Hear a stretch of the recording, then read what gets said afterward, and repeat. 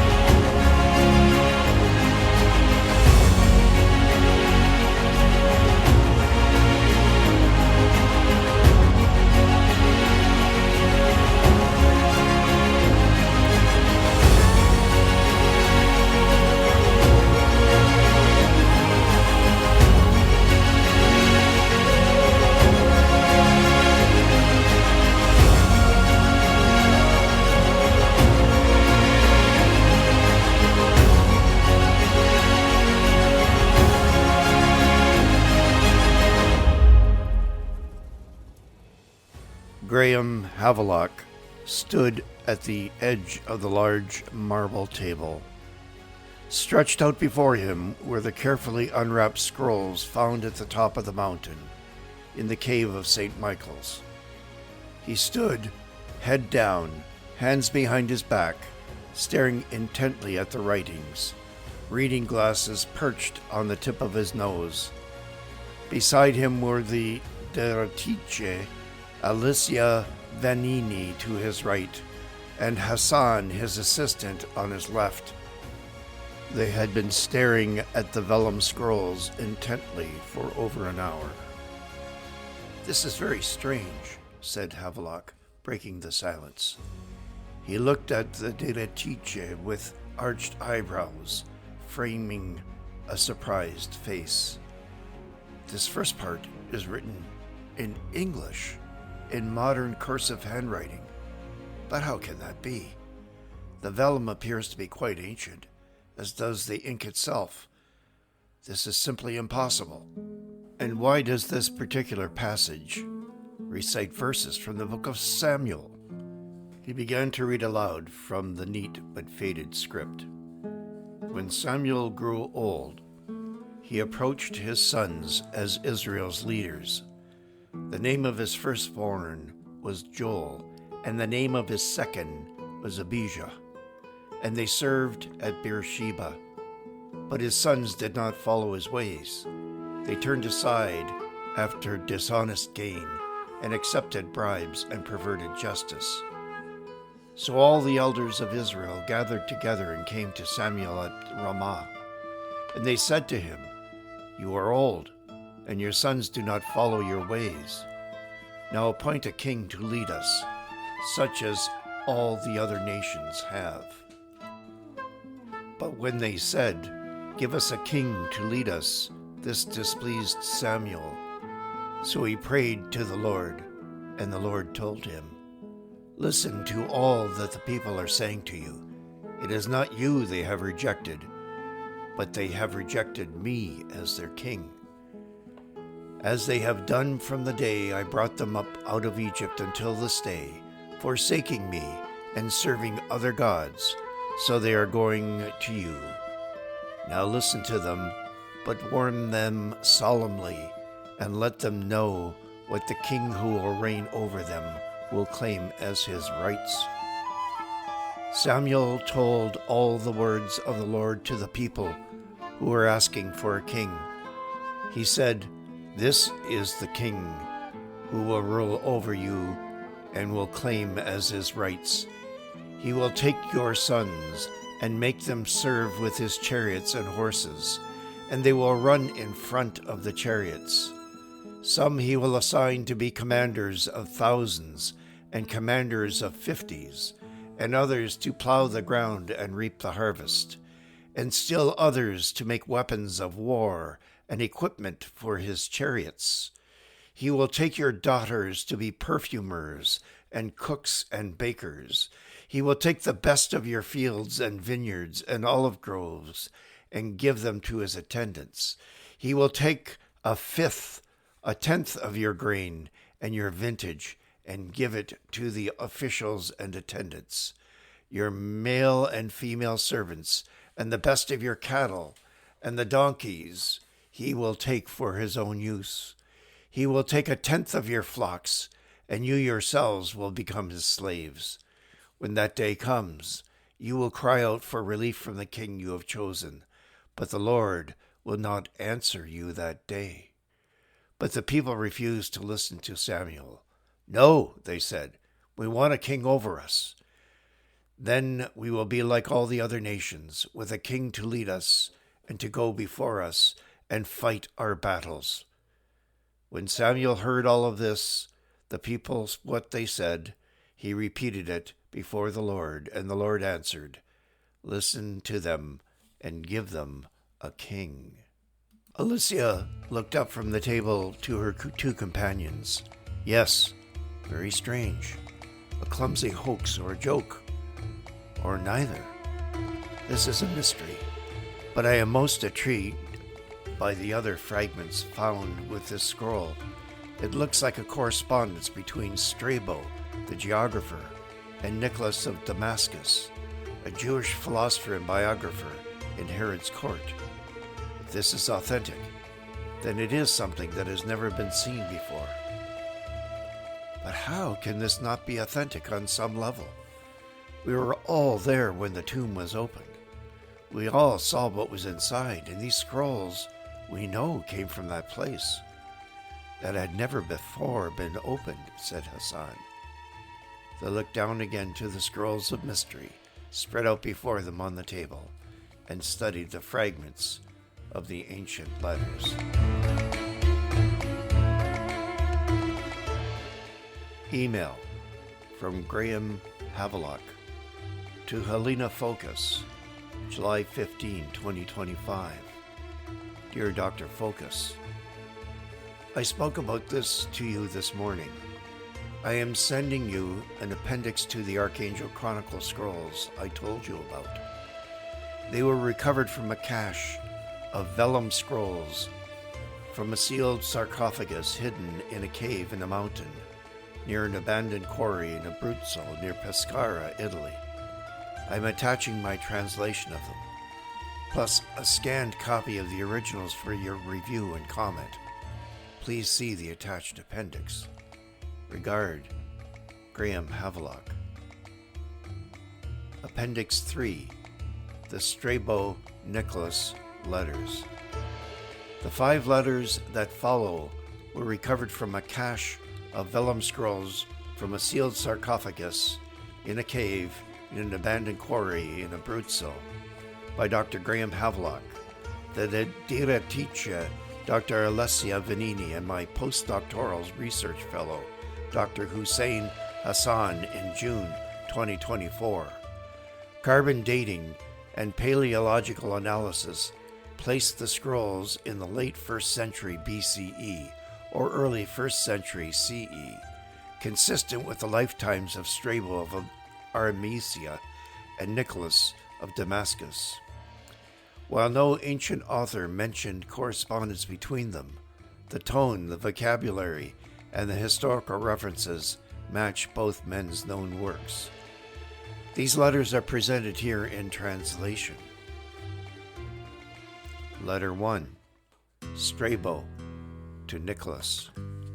Rome, in the year of consulships of Calvinius Sabinius and Pescennius Rufus, to Nicolaus of Damascus, most learned of men, greetings and salutations from Strabo of Amaseia.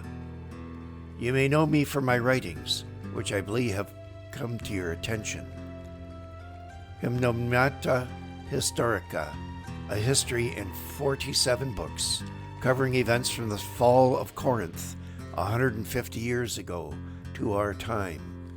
You may also know of my Geographica, a 17-book work of geography, ethnography, and historical commentary, based in part on my extensive travels throughout the world, till the reign of Herod, king of the Judeans. I have long admired your diligence in gathering not only the events, but the reasons and causes behind them, as befits a philosopher trained in Aristotle's school.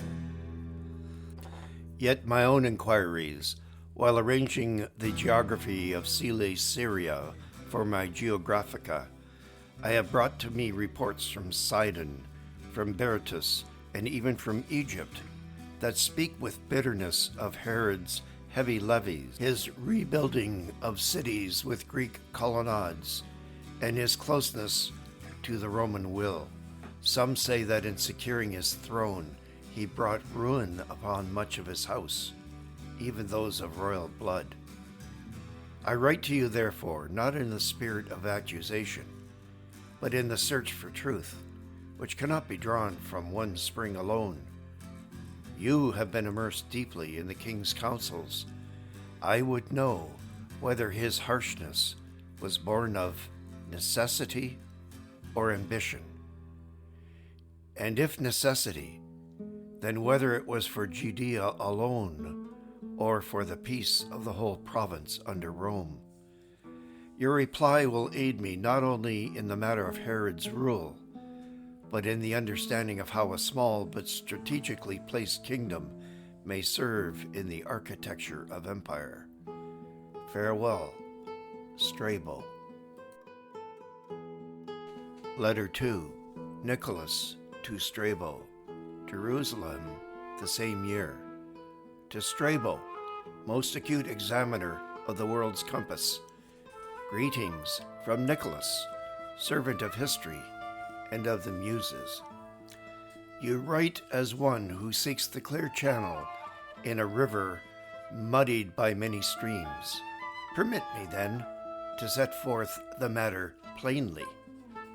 Herod came to the throne in an age when Judea lay as a rock upon which the waves of Parthia, Nabataea, and Egyptian intrigue broke ceaselessly.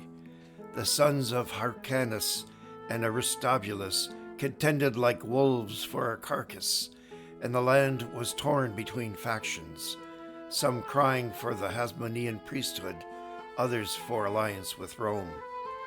The king in those early years struck down his rivals as a surgeon cuts away corrupted flesh. Even among his own blood, there were those whose ambition reached out to Parthian gold and Nabataean promises. In sparing them, he would have imperiled not only his crown but the province's stability, which Augustus himself prizes. Thus the deaths you speak of were not the fruits of cruelty, but of that grim necessity by which rulers endure. As for the building of Greek cities and the adorning of temples in the Hellenic style, this was no mere vanity. It was a bridge, Strabo, between Judea and the rest of the civilized world. By raising Sebaste and Caesarea with colonnades and harbors, Herod made his realm a jewel in the eastern diadem of Rome, turning a small kingdom into a gateway of commerce from Arabia to Syria. If you measure him by the peace of his reign that he has brought, and the roads he has laid, and the famine he has averted by drawing grain from Egypt, you will see that he governs not as a despot, but as a hinge upon which Rome's eastern door swings smoothly. In all this, I see not ambition's fever, but a ruler's long foresight. May your map of the world find room for such a man. In friendship, Nicolaus of Damascus. Letter 3, Strabo to Nicolaus, Rome, 6 months later. To Nicolaus, who navigates both courts and histories, greetings. Your reply has given shape to a landscape I had seen only in outline. I see now that Herod's actions, though severe, may be traced along the same lines by which Rome herself governs. The suppression of disorder, the building of roads and harbors, the joining of provinces by commerce rather than conquest alone. I am in Alexandria, soon to depart for the Far East, to India, to complete my account of the borderlands. In my travels, I have met with an exiled queen of Scythia, Axia Panopliades, who caused quite a stir here in Alexandria. I am told she has departed from her homelands and may be traveling through your kingdom. Have you heard word of this remarkable person and her retinue?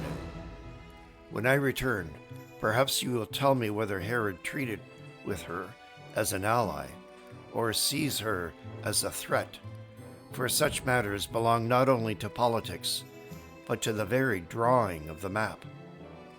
Farewell, until we meet in the portico of libraries. Strabo.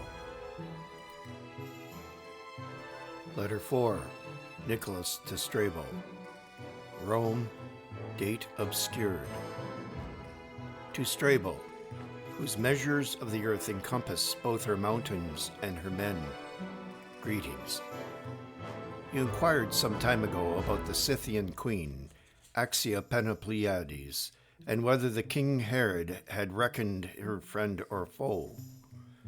The truth, as I've gathered from envoys and traders, is that she is neither wholly one nor the other, but a sovereign of her own design, a ruler of horse-born peoples who will not bend to any yoke, whether Roman, Parthian, or Judean. I have heard tell of an occasion when she entered into a chariot race in Alexandria, along with her two brothers, the Red Scythians. Herod was not pleased, as he lost a large wager placed by one of his agents against her. I have had word of caravans passing through the deserts of Arabia Petraea, bearing frankincense, myrrh, silks, and guarded by blades of Scythian steel. Yet, as of late, I have heard of other strangers whose bearing is unlike any I have seen. A tall, dark-skinned king from the lands south of Egypt. They call him Balthazar. I have also heard of a regal lord from the east beyond the Indus, Gondophares by name, and a wise elder from the lands between Babylon and Ecbatana called Melchior. I've heard whispers that these three, together with the queen herself and some others, have sworn some sacred fellowship. They name themselves the League of Star-Bearers. With them travels a man of curious aspect, Adam Aliquis, who speaks as though time itself were his road, and a small company of followers who look neither like merchants nor soldiers, but carry themselves as pilgrims under an unseen command. Their purpose, so far as I can discern it through the veil of rumor, is not conquest, nor commerce, but a quest for what they call the Child of Light. This is one who, they say, has been foretold by signs in the heavens, and whose birth is appointed for Bethlehem of Judea. They follow a wandering star visible to them in ways hidden from the multitude, and claim it will stand above the place where the child lies. Herod has heard of these travelers. His curiosity is mingled with unease, for they speak of a king to be born, yet not of a throne made by men. He has received them with courtesy, for he is a prince who will not offend great lords nor foreign queens lightly. But I think he also weighs their words as a man might weigh a sword whose edge he cannot yet see. As for me, I do not know whether to consign these tales to the cabinet of myths or to the annals of fact. Yet I have seen enough in the courts of kings to know that sometimes the two are one. Should you find mention of a wandering star in your inquiries, whether in Babylonian records, Egyptian charts, or the tales of Greek mariners, I beg you to note it, for it may prove that even the geographer's pen must one day map the courses of heaven as well as of earth. May your travels be free from the storm and your writings from error. Nicolaus of Damascus.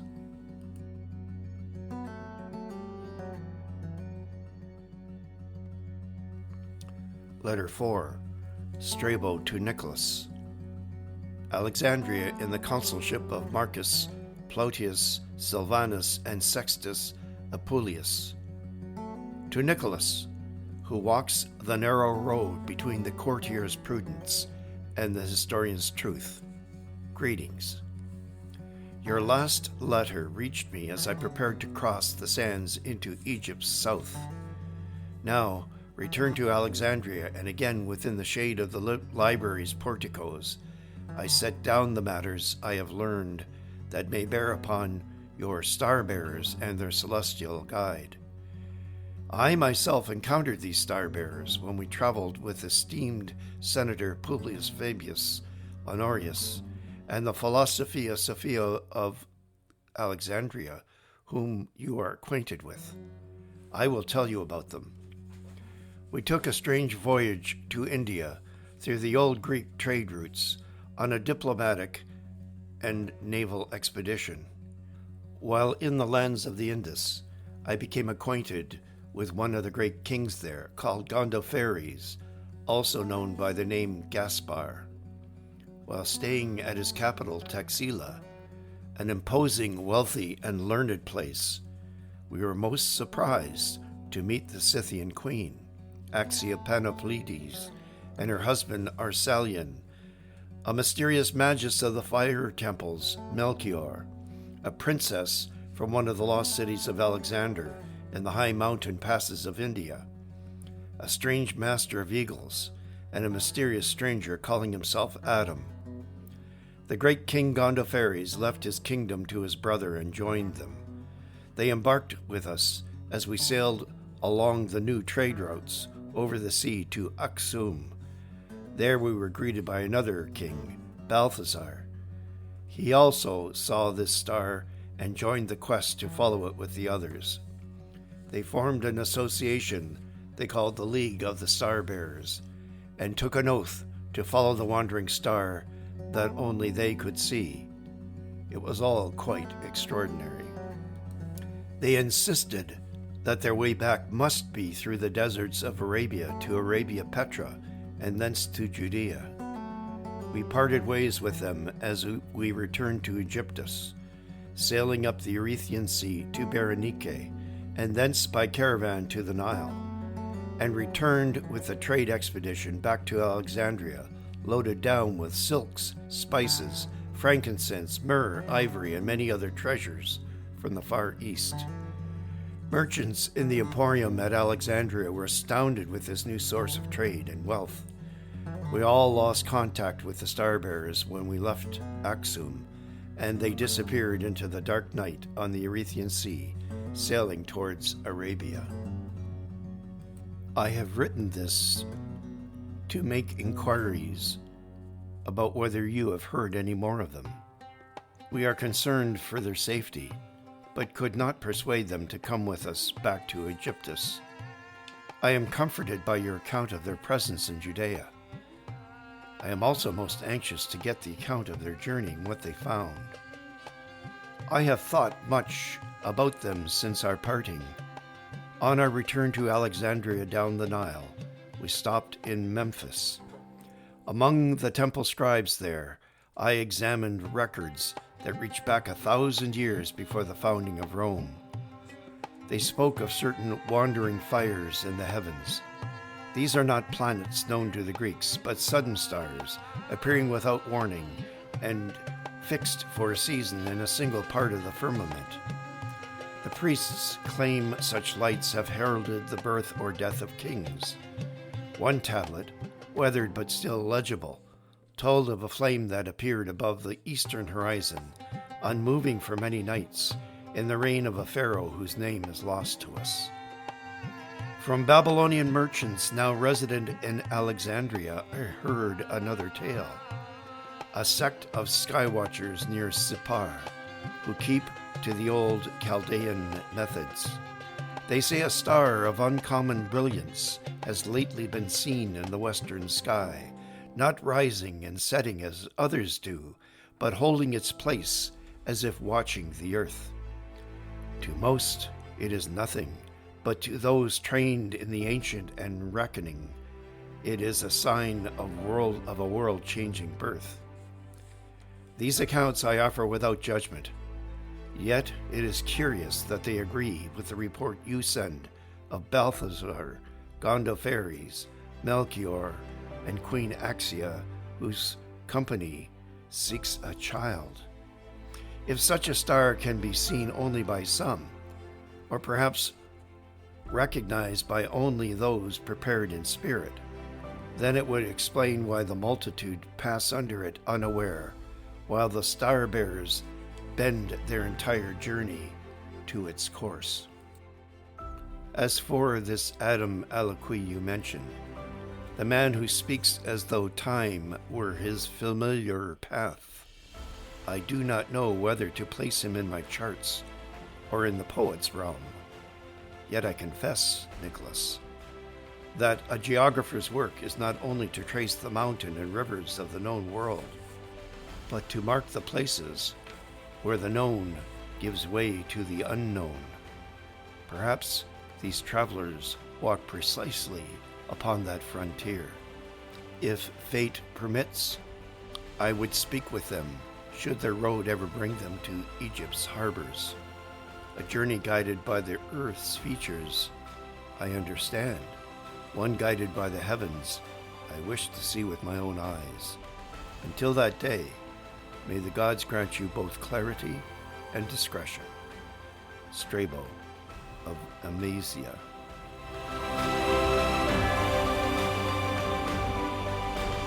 Letter 6. Strabo to Nicolaus of Damascus, Alexandria, circa 4 CE.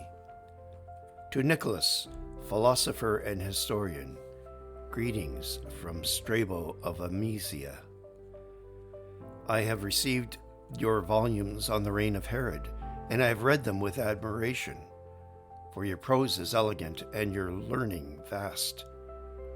Yet I confess a certain unease, for I have walked in Judea, and the people there speak not of marble cities or temples, but of blood and cruelty. You are closer to him than any other writer. Tell me truly, my friend, do the shadows in their whispers conceal something you could not set down? Farewell, Strabo.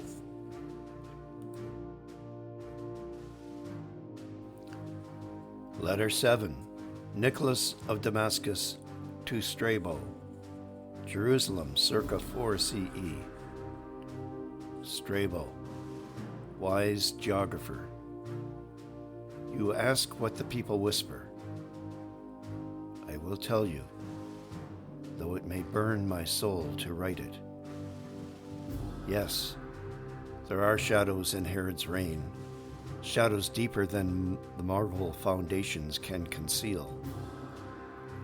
That star rose in the heavens, and the men from the east came, declaring that a child was born in Bethlehem to be a king. Herod's mind, already sick with ghosts, seized upon their words.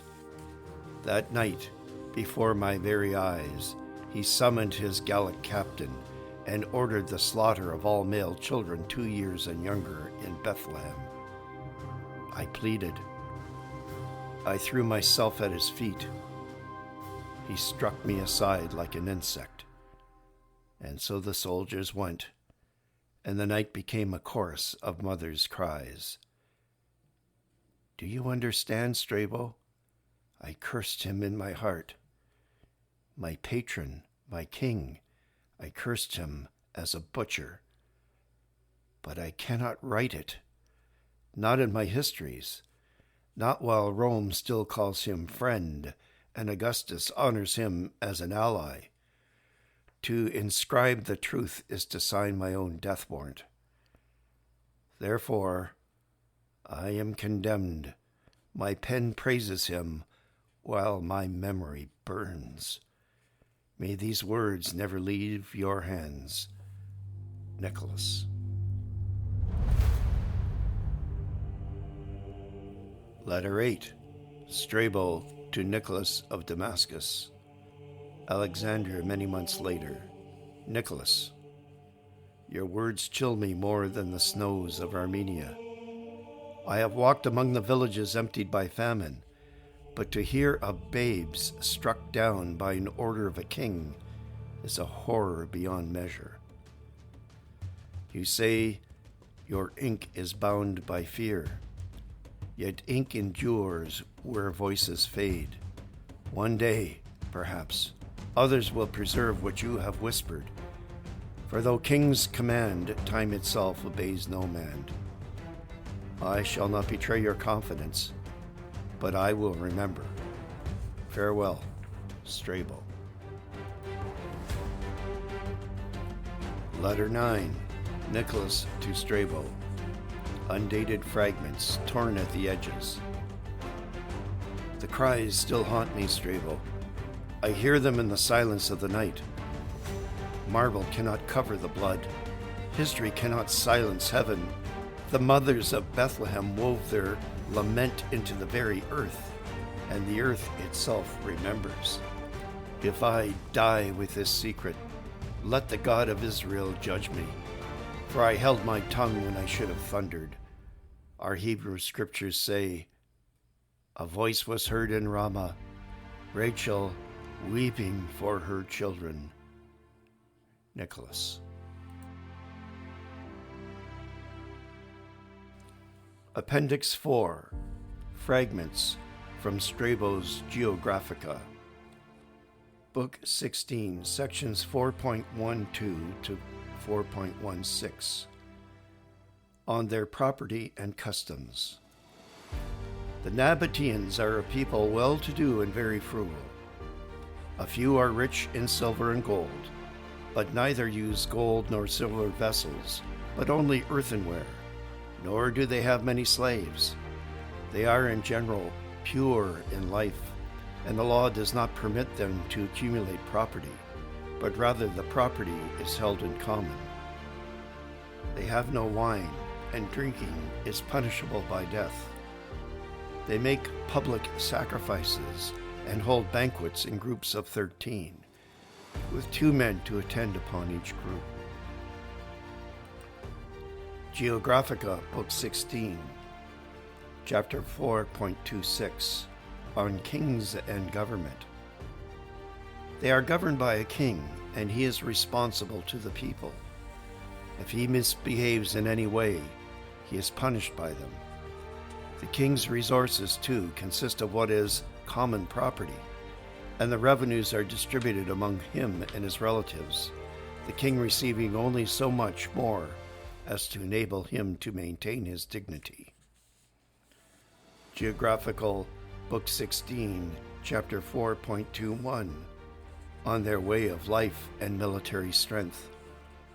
The country of the Nabataeans is difficult for enemies to invade, and easy for them to leave, being entirely a desert and waterless, except for a few places where the water is to be found in cisterns, as at Petra, which is situated on a rock and not easily approached from any side, for it is exceedingly strong and has a spring inside for drinking water and also for washing. Book 16, Chapter 4.19 and 4.21, on their wealth from trade, : They hold the most important markets of the Arabian nomads and control the traffic in frankincense, myrrh, and all the most costly kinds of merchandise, which are brought from Arabia and from the Erythraean Sea. By this traffic they have become wealthy. Geographica, Book 16, Chapter 4.26, on their discipline and justice. They neither sow corn nor plant trees, nor do they drink wine nor build houses. If anyone transgresses, death is the penalty, so that they commit no wrong. They are great lovers of justice, and the affairs of the community are so well managed that they have no use for written contracts, but they put their faith in one another and are believed because of their honesty. Email from Helen Focus to Graham Havelock, July 17, 2025. Dear Dr. Havelock, thank you so much for your email and extraordinary attachments. The correspondence between Strabo and Nicolaus of Alexandria is a major discovery. The fragments of Strabo's Geographica are authentic. Can you tell me more about these chronicles you have found?